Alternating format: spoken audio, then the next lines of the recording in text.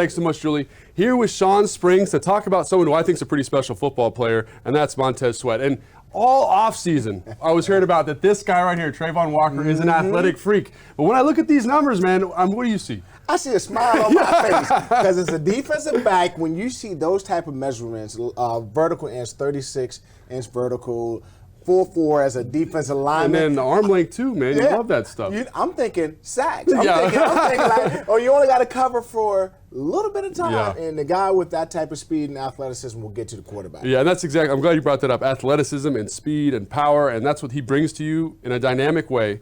And let's take a look. This is one of my favorite plays of the year. This is a backup tackle, but watch him attack this edge here. See the arm length, see those 35.5-inch arms. You see him tack this and the power to finish this rush. And this ball would have been completed. But that's what that great defensive end play gives you. And you're talking about not only a completed pass, but you're talking about a completed pass, Logan, in the red zone. So when the ball has to come out quick, and the fact that he was able to use his speed, use his long arms to affect the throw, not necessarily the sack, but he was able to affect the throw, so therefore it wouldn't have completed a touchdown. Absolutely. And then the thing about him, he's not the most polished pass rusher, but again, the arm length, the physical tools, they get him out of some stuff. And watch his hand use here. Love this. Get this guy turned out. Get out of here. What's he doing? And you get a sack on one of the best quarterbacks in the NFL. And a lot of times what happens, when you are that athletic, people talk about, well, you don't have a lot of moves. You don't have a lot of good technique.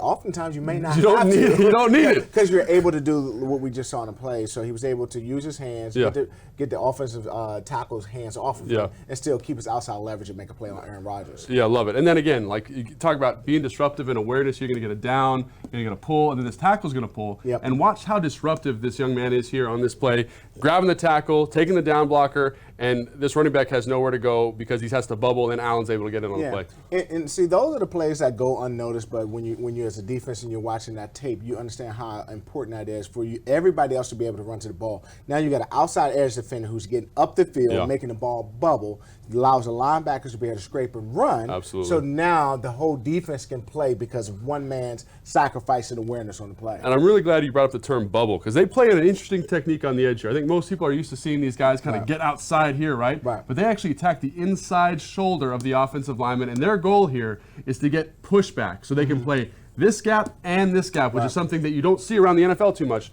But when you got 35.5-inch arms, you can do that. Check him out here, getting great pushback. So when this back comes up, he's got a bubble, lose ground, which allows him and Jamin, like you just said, to run to that football. And we talk about playing two gaps. So now you're a two-gap technique from a defensive player standpoint. You have to be an engaged offensive tackle. You have to be able to lock him out with your strong, long arms. You got to be physical at the point of attack. A lot of guys like to go upfield because they have speed, but often you're asked to play physical.